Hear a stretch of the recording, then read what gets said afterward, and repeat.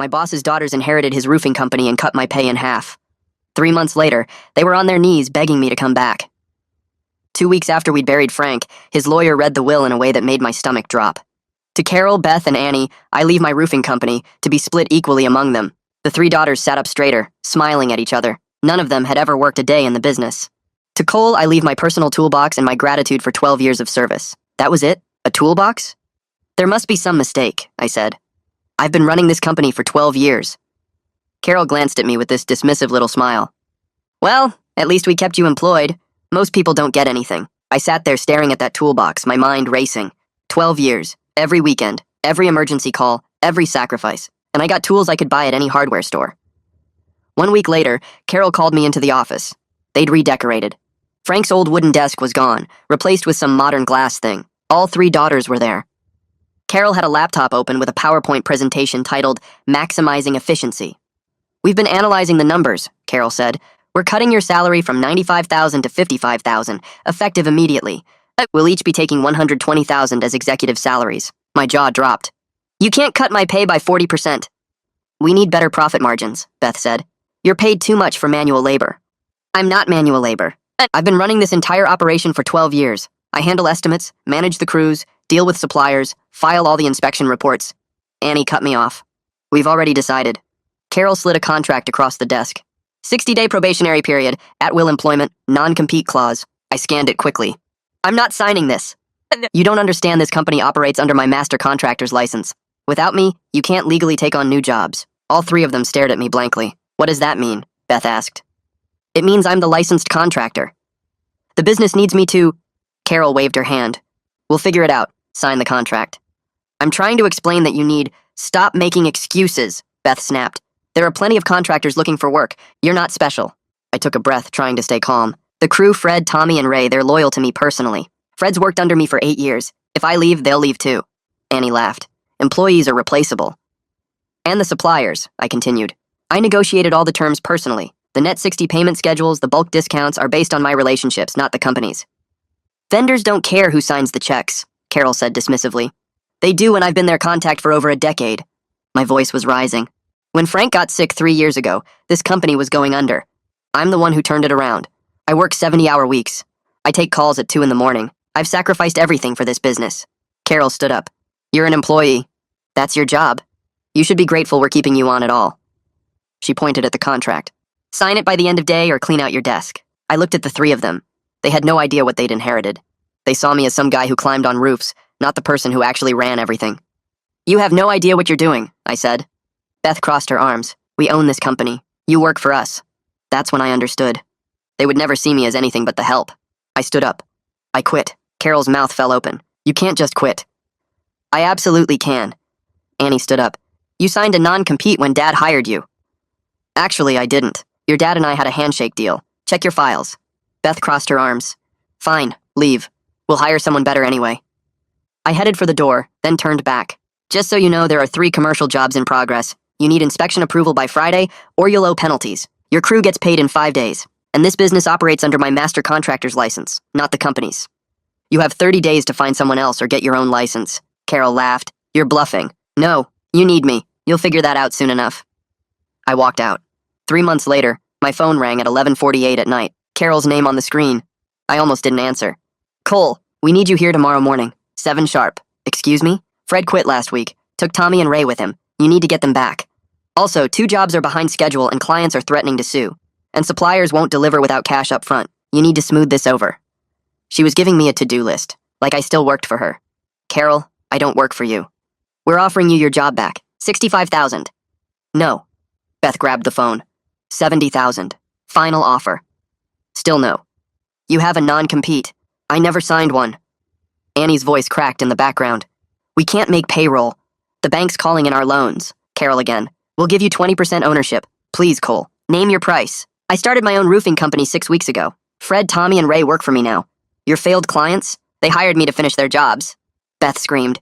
We'll sue you for stealing our business. You can't sue me for not being your employee.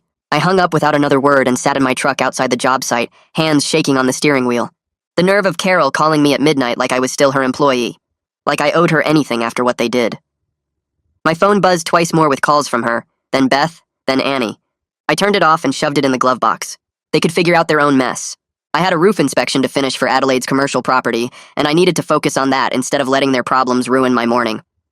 I grabbed my clipboard and hard hat, climbed out of the truck, and headed toward the building where Fred was already waiting on the roof with his measuring tape. The morning sun felt good on my face as I climbed the ladder, pushing thoughts of the Cantrell daughters out of my mind. I had my own business to run now, and it was going better than I ever imagined. At lunch, Fred and I sat in the shade of my truck eating sandwiches when he looked over at me. "You okay? You've been quiet all morning." I took a drink of water and nodded. "Carol called me last night at midnight." Fred stopped chewing and stared at me. "What did she want?" "She wanted me to come back and fix everything. Said Fred quit and took Tommy and Ray with him. Clients are suing, suppliers won't deliver." Fred started laughing so hard he nearly choked on his sandwich, coughing and pounding his chest. "Wait, she thought we still worked there?" "She actually gave me a to-do list. Like I was supposed to show up this morning and start solving their problems." "That's perfect," Fred said, wiping his eyes. "They're getting exactly what they deserve. Remember when Beth called us replaceable?" "I remember. How much did they offer you?" "Started at $65,000. Got up to 20% ownership by the end." Fred whistled low. "You told them no?" "I told them I already have my own company and their failed clients already hired me." "Beautiful," Fred said. "Just beautiful." We finished lunch and went back to work on Adelaide's roof, checking every seal and flashing point. I was marking measurements on my clipboard when Adelaide walked up to the building and called up to us. "Cole, can I talk to you for a minute?" I climbed down and met her by the front entrance. She was holding a folder and looked concerned. "I've been hearing rumors about the Cantrell Roofing Company," she said. "They're leaving jobs unfinished all over town. Clients are threatening lawsuits." "I heard something about that," I said carefully. "I almost hired them before I chose your company. Their bid was lower." My stomach tightened. "What made you go with us instead?" "I called some of their references and 3 different people told me you were the one who actually ran that company. They said if you weren't there anymore, I should hire you directly." I felt something loosen in my chest. "I'm glad you did your research." "Me too," Adelaide said. "From what I'm hearing, they're in serious trouble." I dodged a disaster. That evening, I was sitting in my small office going over tomorrow's schedule when my phone rang. Kenneth's name on the screen. "Cole, I've been reviewing the contracts for those 2 new commercial projects we just won. Everything look good?" "Better than good. But I'm hearing interesting things around town. Word is spreading fast about the Cantrell daughters running their company into the ground in 3 months." I leaned back in my chair. "Is that helping us or hurting us?" "Helping. Everyone in the industry knows you were the one who really ran things when Frank was alive. The fact that the company fell apart the second you left just proves it. Your reputation is growing because of their failure." "That feels weird," I admitted. "It shouldn't. You earned that reputation through 12 years of quality work. The Cantrell name had nothing to do with it." The next morning, I was on another job site checking a delivery when my phone rang. Luther from the supply warehouse. "Cole, I need to ask you something. The Cantrell daughters just tried to place a large order with us. Their credit is maxed out." "What did you tell them?" "I told them we need cash up front." They got angry and hung up. "What's going on over there?" "I quit 3 months ago and started my own company," I said. "Fred, Tommy, and Ray came with me." "I figured something like that happened," Luther said. "Your orders stopped coming through and suddenly they're placing orders that make no sense for the jobs they have listed." "They don't know what they're doing," I said. "Frank's daughters inherited the company but never worked in it." "That explains a lot. Listen, I want to offer you something. Those bulk discount terms you negotiated when you worked for Frank, I'm extending them to your new company." I stopped walking. "Seriously? Your payment history was perfect for over a decade. That relationship was with you, not the Cantrell name. The company on the check doesn't matter to me." "I appreciate that, Luther. More than you know. You earned it. I'll send over the new contract today." 2 days later, I was at a different job site with Fred, Tommy, and Ray when a car pulled up. Beth got out and walked toward us, trying to look casual but clearly nervous. "Cole, can we talk privately?" she asked. I kept working on the measurements I was taking. "No, anything you need to say can be said in front of my crew. We don't keep secrets here." Beth glanced at Fred, Tommy, and Ray, then back at me. "Fine, we want you to come back. 75,000 salary and 15% ownership." My crew stopped working and stared at her. I set down my clipboard and looked at Beth. "No, that's a generous offer," she said, voice rising. "You'd be part owner." "I'm not interested in any offer from people who called me replaceable manual labor." Fred made a sound that might have been a laugh. Beth's face flushed red. "We're prepared to take legal action. You stole our clients." "I didn't steal anything," I said calmly. "Clients chose to hire me based on my reputation." "That's our intellectual property," Beth snapped. "You can't just take our business relationships." A voice spoke up behind me. "Actually, he can." I turned to see Kenneth walking over from where he'd been reviewing permits with the building inspector. He held out his hand to Beth. "Kenneth Hale, Cole's attorney." Beth ignored his hand. "He signed a non-compete." "No, he didn't," Kenneth said politely. "I've reviewed all the documentation. Cole had a handshake agreement with Frank Cantrell. There's no written non-compete, and clients have the right to hire whatever contractor they choose based on reputation and quality of work. We'll sue anyway, Beth said. You're welcome to try, Kenneth said. But I should warn you that frivolous lawsuits can result in countersuits for legal fees and damages. Clients choosing to hire a different contractor based on that contractor's personal reputation is completely legal. Beth stared at him for a long moment, then turned and walked back to her car without another word. She peeled out of the parking lot, tires squealing. Fred whistled low. That was something. Kenneth and I walked to the coffee shop down the street after Beth left, sitting at a corner table away from other customers. He pulled out a notepad and pen. Desperate people do unpredictable things, he said. Beth just proved that by showing up here. You think they'll actually sue? Probably not. They don't have the money or the legal basis, but they might try to damage your reputation out of spite. Bad reviews, complaints to licensing boards, rumors to suppliers and clients. What should I do? Document everything. Every phone call, every interaction, every threat. I want you to start keeping detailed records of all client communications, project completions, and any contact with the Cantrell daughters. He slid a folder across the table. I put together a simple tracking system. Log date, time, person, and summary of every interaction. If they try anything, we'll have a complete record to defend against it. I opened the folder and looked at the forms inside. This feels excessive. It's protection. Right now, your business is growing and their business is failing. That creates motivation for them to lash out. We need to be ready. Okay, I said. I'll start logging everything today. Kenneth nodded and finished his coffee. How's the business doing otherwise? Good. Really good, actually. We're booked solid for 3 months and I just got 2 more referrals this week. Keep doing what you're doing, Kenneth said. Quality work and professionalism will always win in the long run. The following week, my phone rang while I was reviewing material quotes at my desk. The building inspector's name showed on screen. He got straight to the point. The Cantrell daughters had missed 3 inspection deadlines on their remaining jobs. The clients were facing penalty fees because the permits were about to expire without final approval. He said he'd tried calling their office multiple times, but nobody answered or returned his messages.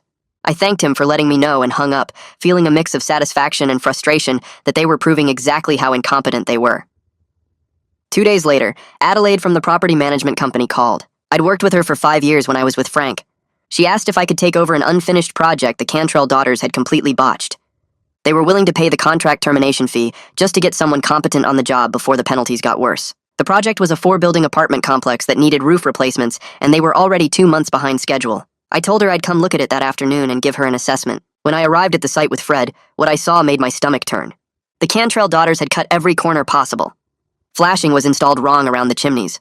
Underlayment was missing in several sections. Shingles were nailed too high, which meant they'd blow off in the first strong wind. Fred walked the roof with me, pointing out violation after violation. This wasn't just amateur work. This was dangerous. I took photos of everything and made detailed notes. Adelaide met us in the parking lot afterward, and I showed her the pictures. Her face went pale. She asked how much it would cost to fix everything. I gave her a rough estimate that was nearly double what the Cantrell daughters had originally bid. She didn't even hesitate. She said to draw up the contract and she'd sign it immediately.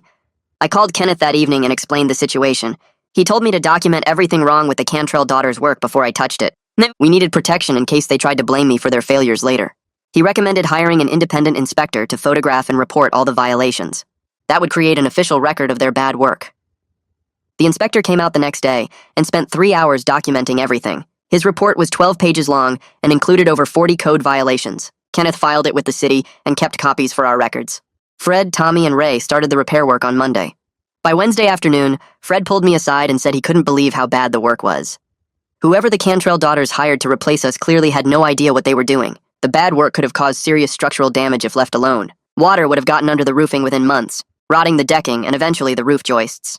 Ray found sections where they'd used the wrong type of nails entirely. Tommy discovered they'd skipped ice and water shield in valleys where it was required by code. We spent 2 full weeks tearing out their work and doing it right. Word spread fast in the contractor community. Within days, 2 more of the Cantrell daughters' former clients contacted me. Both were willing to pay contract termination fees and hire me instead. One was a small office building downtown. The other was a residential project for a client who'd used Frank's company for years.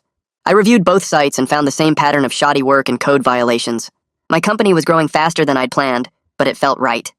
These clients were choosing me because of my reputation and quality work, not because I was undercutting prices or making promises I couldn't keep. Faye from the bank called on Friday afternoon. She wanted to discuss increasing my business line of credit to handle the new project volume. She said my business plan and cash flow projections were exactly what the bank liked to see. My payment history over the past 3 months had been perfect. Approval should be straightforward. She could have the paperwork ready by next week. I thanked her and said I'd come by Monday to sign everything. Hanging up, I realized my company was becoming real and stable faster than I'd imagined possible. 3 weeks later, I was working late in my warehouse office, finishing up invoices and project schedules. My phone rang at 9:30. Carol's name appeared on the screen. I almost ignored it, but something made me answer. She was crying. Her voice shook as she begged me to at least talk to her in person. She said she knew she had no right to ask, but she was desperate. Against my better judgment, I agreed to meet her at a coffee shop the next morning. I told myself I wanted to hear her admit how wrong they'd been. Maybe I wanted to see her finally understand what she'd thrown away. Carol showed up looking like she hadn't slept in days. Dark circles under her eyes, hair pulled back in a messy ponytail, wrinkled clothes. Nothing like the arrogant woman who dismissed me 3 months ago at that PowerPoint presentation. She sat down across from me and started talking before I could say anything.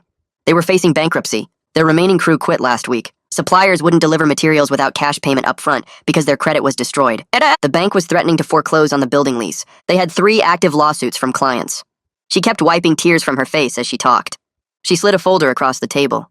Inside was a handwritten proposal offering me 40% ownership and complete operational control. She said they'd step back and let me run everything. They just needed me to save the company. I looked at the numbers. They owed over $80,000 to suppliers. The lawsuits would cost at least that much to settle. The business had no active contracts and no crew. I pushed the folder back across the table. I asked her why I would give up my own successful business to rescue theirs. She stared at me for a long moment. Then she said it was her father's legacy. That was her only answer. Her father's legacy. The same legacy they destroyed in 3 months through arrogance and incompetence. I leaned back in my chair and looked at Carol's tear-stained face. She had no real answer except guilt about her father.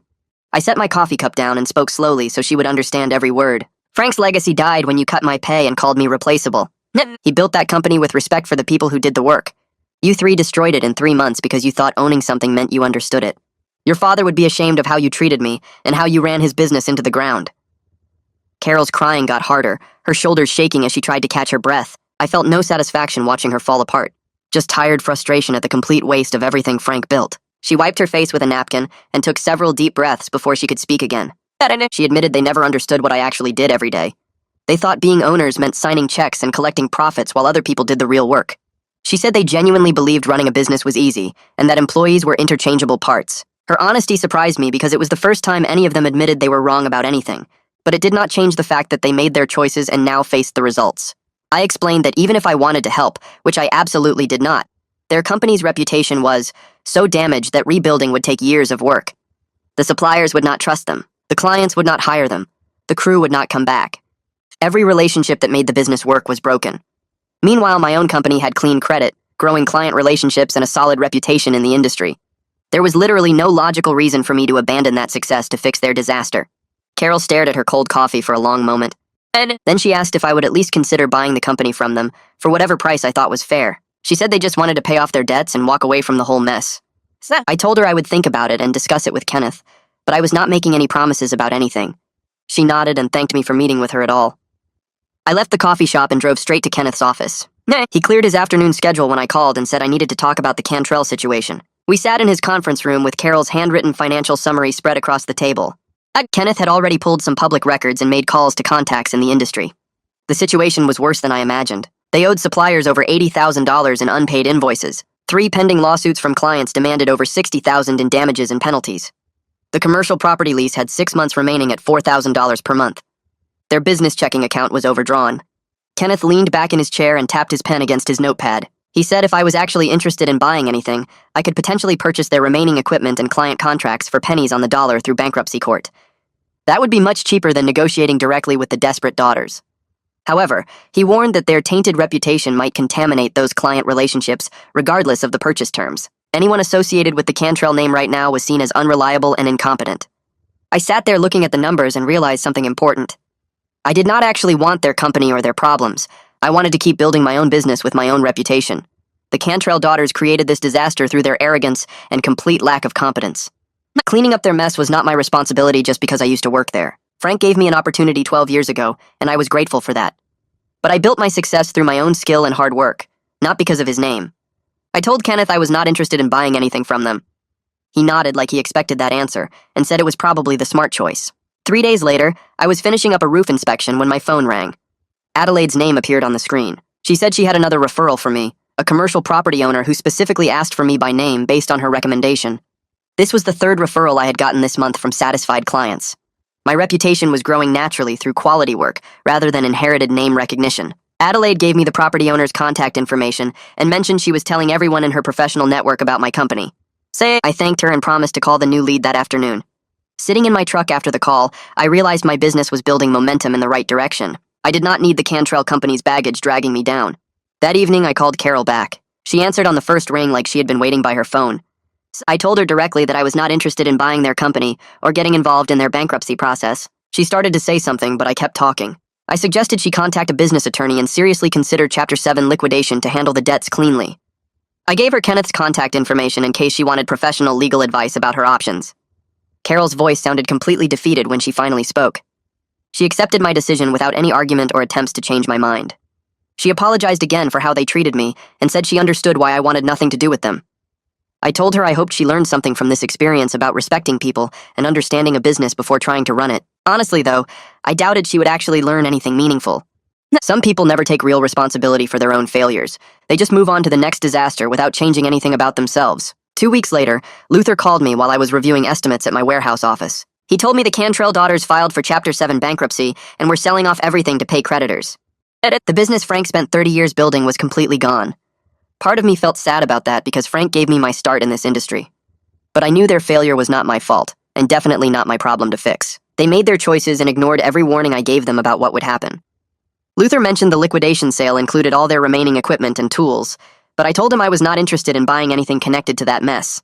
My company had everything we needed and clean credit to buy more if necessary. Fred walked into my office during lunch break the next day and asked if I wanted to hire any of the crew members who stayed with the Cantrell daughters after I left.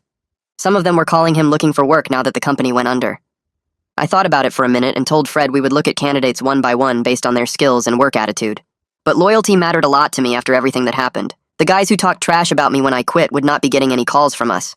Fred nodded and said that was fair because those guys made their choice back then. Over the next month, my company finished the 3 commercial projects we took over from the Cantrell daughters. All 3 clients were happy with our work and left 5-star reviews online praising our skill and how professional we were. Adelaide called me after her project was done and said she was telling everyone in her property management network about my company. That could mean steady commercial work for years if her contacts trusted her opinion. I thanked her and told her I appreciated the referrals more than she knew. Kenneth helped me set up formal partnership agreements with Luther and 2 other suppliers I worked with regularly. We negotiated better payment terms and bulk discounts than I ever had before because my payment history was perfect and my project volume kept growing. These business relationships felt more satisfying because I earned them through my own work instead of inheriting them from Frank. Kenneth mentioned that building my own reputation from scratch was actually better long-term than riding on someone else's name. Faye at the bank called a few days later to tell me my expanded credit line was approved. The extra money meant I could hire 2 more crew members to handle all the new projects coming in. I promoted Fred to operations manager with a big raise because he earned it after years of solid work. Tommy and Ray both got promotions and better pay plus health benefits that were way better than anything they had under Frank. Fred joked that he should have pushed me to quit years ago if this was how things would turn out. 6 months after I walked out on the Cantrell daughters, my business was making good money and growing at a steady pace. I still worked hard, but not the crazy 70-hour weeks I used to pull. I built a crew I trusted completely, and we had systems that ran smoothly without me having to control every little detail. My phone did not ring at 2 in the morning anymore with emergency calls. The work felt different now because I was building something for myself instead of making someone else rich while they treated me like garbage. I ran into Annie at the hardware store on a Saturday morning when I was picking up supplies for a residential job. She looked embarrassed when she saw me, but walked over anyway. She thanked me for giving Carol the attorney referral and admitted the bankruptcy process taught her that running a business takes real knowledge and hard work. She told me she was working as a project coordinator for another roofing contractor now and learning the industry from the bottom up. I respected that a lot more than anything she did as an owner of her dad's company. She apologized again for how they treated me and said she understood now why I quit. I told her good luck with her new job and meant it. The bonding agent who handled my surety bonds called me about a week later with some good news. He said my business track record and financial stability meant I was eligible for much larger commercial projects now. This opened up chances to bid on city contracts and bigger developments that were completely out of reach when I first started my company. And I asked him what kind of projects he was talking about, and he mentioned school buildings and office complexes that needed experienced contractors with solid bonding capacity. That felt like a huge step forward. Fred and I were looking over next quarter's project schedule in my office when he said something that stuck with me.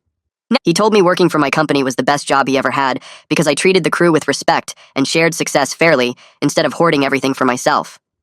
Tommy and Ray were there too, and they both agreed. Hearing that from guys I trusted meant more to me than any profit margin or bank balance. These were people who could work anywhere but chose to work with me. I took my first real vacation in 12 years that summer. I spent a whole week fishing with my brother up at a lake cabin and actually relaxed without checking my phone every 5 minutes for work problems. My crew handled everything perfectly while I was gone. Fred called me once just to give me an update and told me to stop worrying and enjoy my time off.